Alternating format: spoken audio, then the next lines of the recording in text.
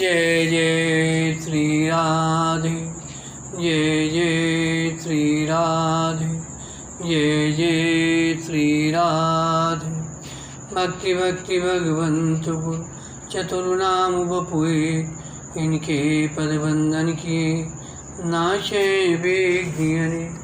नमो नमो जय श्री वृंदावन रचि बरचति घन घोरी। नमो नमो जय कुंज मेलिनित, नमो नमो जामी चुकोरी। नमो नमो जय कुंज बिहार, नमो नमो प्रीतम चित चोरी। नमो नमो जय श्री हरिदासी, नमो नमो इन्हीं की जोरी। आज के सत्संग में श्री कीलदेव जी का चरित्र वर्णन करेंगे। नाभाजी लिखते हैं, गांगे मृत्युगंजो नहीं, क्यों कील करन नहीं कालवश। राम चरण चिंत बन रहत, निज दिन लो लागी। सर्वभूत श्री नमित सूर भजनानंद भागी। सांख्य योग मत सुदृढ़ कियो, अनुभव हस्तामल। ब्रह्मनंद कर गौण भय, हरितन कर नीबल। सुमेर देव सुत जग विदित, भू विस्तारो विमल यश। गांगे मृत्यु गंजो नहीं, क्यों कील करन नहीं कालवश।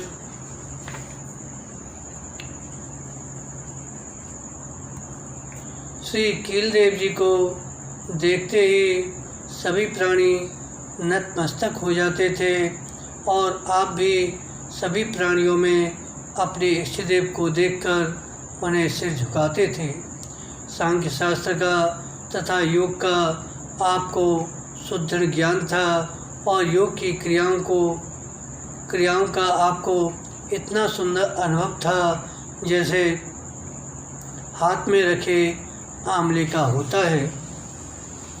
एक बार श्री कीलदेव जी ने अपने पिता को दिव्य देह धारण कर दिव्य विमान पर बैठकर आकाश मार्ग से भगवत धाम जाते हुए देखा। श्री कीलदेव जी के पिता गुजरात प्रांत में थे, वहीं उनका शरीर छूट गया था। अतः वे विमान पर बैठकर भगवत धाम को जा रहे थे। उस समय कीलदेव जी मथुरापुरी में विराजमान थे और समीप में ही राजा मानसिंह बैठे थे। आकाश में विमान पर पिताजी को जाते हुए देखकर आप उठ खड़े हुए, प्रणाम और स्वागत करते हुए आपने कहा, बहुत अच्छा, बहुत अच्छा। पिताजी ने आशीर्वाद देकर आभार प्रकट किया, तुम्हारी पुण्य प्रताप से मैं भगवत धाम को जा रहा हूँ। परंतु दिव्य नेत्रों के अभाव में राजा मानसिंह को कुछ नहीं दिखाई पड़ा। जब कीलदेव जी ने बताया तो उन्हें अत्यंत आश्चर्य लगा और पता लगाने के लिए अपना आदमी भेजे। बात सत्य थी ही, अतः संत के वचन में संदेह रूप अपराध हो जाने के कारण मानसिंह को बहुत पश्चाताप हुआ। इसलिए उन्होंने श्री कीलदेव जी के चरणों में साष्टांग प्रणाम कर बार बार क्षमा याचना की। राजा ने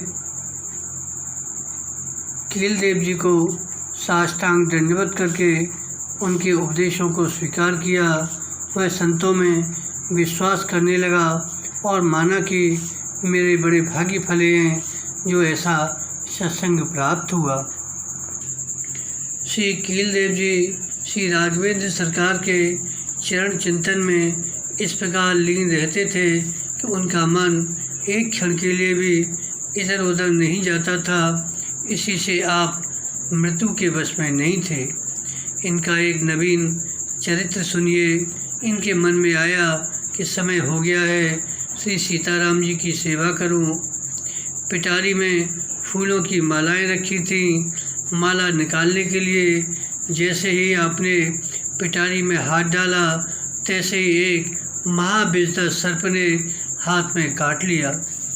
दयावश आपने उसे भूखा जानकर उसके सामने फिर हाथ कर दिया, फिर काट लिया। इस प्रकार आपने 3 बार कटवाया। चौथी बार उसने काटा ही नहीं और पिटारी से निकल आया। अतिथि सर्प को संतुष्ट करके आपका हृदय आनंदित हुआ। उस सर्प के विष का आपके ऊपर थोड़ा सा भी प्रभाव नहीं हुआ।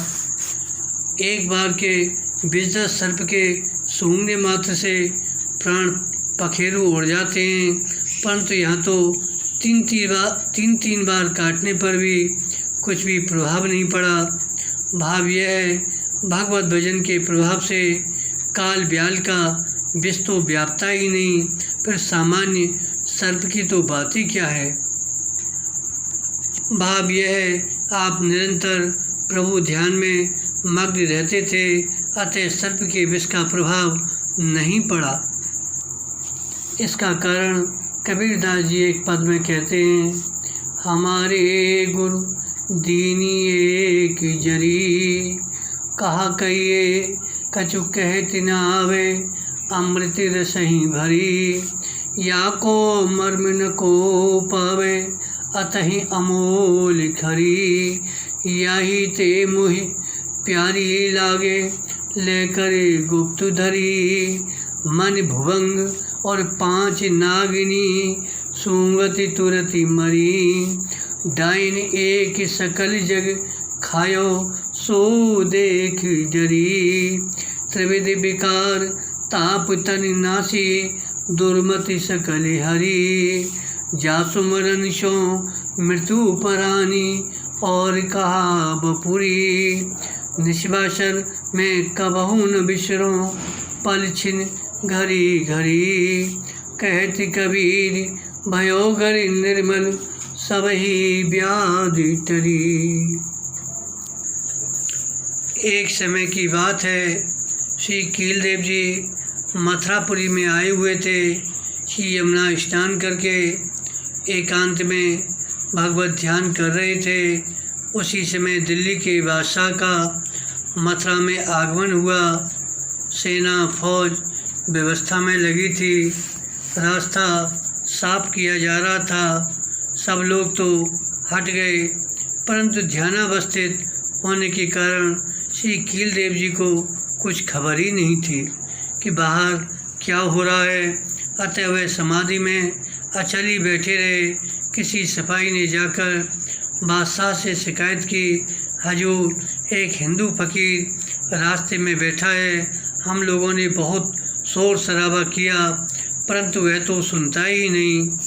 यवन बादशाह ने रंज में आकर कहा, उसके माथे में लोहे की कील ठोंक दो, अभी समाधि खुल जाती है।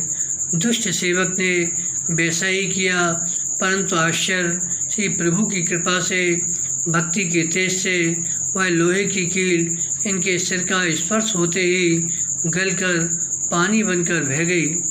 यह चमत्कार देखकर सेवकों ने बादशाह से जाकर कहा। वह डरकर सवारी से उतरकर नंगे पांव दौड़कर आपके चरणों में पड़कर बारंबार क्षमा याचना करने लगा। जब बहुत देर बाद इनकी समाधि छूटी और सब बात मालूम हुई, तो आपने अपने साधु स्वभाव से बादशाह को क्षमा कर दिया। परम समर्थ होकर भी ऐसे अद्भुत क्षमाशील थे श्री कीलदेवाचार्य जी। बादशाह ने आपको अपने यहाँ कभी पधारने का निवेदन किया, आपने कभी किसी समय आने की स्वीकृति दे दी। हठधर्मी यवन बादशाह बलात् हिंदुओं को मुसलमान बना रहा था। सभी हिंदू मिलकर श्री कीलदेव जी की शरण में गए। श्री कीलदेव जी हिंदुओं को आश्वासन देकर स्वयं योग बल से बादशाह के दरबार में उपस्थित हुए। बादशाह चूँकि आपके प्रभाव से परिचित था, अतः उसने बड़ा स्वागत सत्कार किया। भोजन के संबंध में बादशाह ने पूछा कि आप स्वयं बनाएंगे या मैं किसी ब्राह्मण रसोइया से बनवा दूं? आपने कहा ठीक है, ब्राह्मण से ही पवित्रता पूर्वक बनवा दो। यह पूछे जाने पर कि आप क्या पाइएगा, आपने कहा कि खिचड़ी बनवाओ। ब्राह्मण ने चूल्हा चिताया, चावल दाल अमनिया किया। जब दोनों को मिलाकर जल में छोड़ने का विचार किया तो चावल दाल दोनों अलग अलग हो गए और यह क्रिया एक बार नहीं बारंबार हुई। तब ब्राह्मण ने हार कर बादशाह से यह हाल कहा। बादशाह समझ गया यह संत का चमत्कार है, अतः श्री कीलदेव जी के पास आकर चरणों में प्रणाम कर चावल दाल न मिलने का रहस्य पूछा। आपने कहा, जब चावल दाल नहीं एक हो रहे हैं तो हिंदू मुसलमानों को कैसे एक कर सकोगे? दोनों के गुण स्वभाव कर्म धर्म अलग अलग होते हैं। बादशाह समझ गया, अतः बलात् हिंदुओं को मुसलमान बनाने का आग्रह छोड़ दिया। श्री कीलदेव जी ने इस प्रकार हिंदू धर्म की रक्षा की। श्री कीलदेव जी की कृपा से भक्तमाल के रचयिता श्री नाभाजी को नेत्र लाभ हुआ था। जिस प्रकार गंगा जी के पुत्र श्री भीष्म पितामह जी को मृत्यु ने नष्ट नहीं किया, उसी प्रकार स्वामी कीलदेव जी भी साधारण जीवों की तरह मृत्यु के वश में नहीं हुए, बल्कि उन्होंने अपनी इच्छा से प्राणों का त्याग किया। कारण कि आपकी चित्तवृत्ति दिन रात श्री रामचंद्र जी के चरणारविंदों का ध्यान करने में लगी रहती थी। आप माया के षड विकारों पर विजय प्राप्त करने वाले सूरवीर थे, सदा भगवत भजन के आनंद में मग्न रहते थे।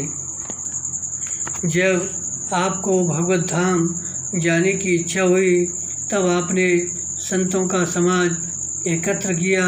सभी नाम कीर्तन कर रहे थे।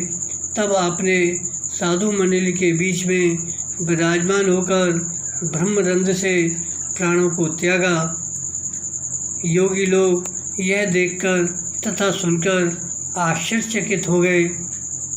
इन चरित्रों को सुनकर भक्तिमय जीवन धारण कीजिए। इस तरह कीलदेव जी ने अपने योगाभ्यास के बल से भगवत रूप पार्षद तत्व प्राप्त किया। इस प्रकार श्री सुमेरु जी के सुपुत्र श्री कीलदेव जी ने अपने पवित्र यश को पृथ्वी पर फैलाया। आप विश्व विख्यात संत हुए। इस तरह श्री कीलदेव जी का यहाँ संक्षिप्त चरित्र वर्णन किया गया। बोलो श्री कीलदेव जी महाराज की जय, संत भगवंत की जय।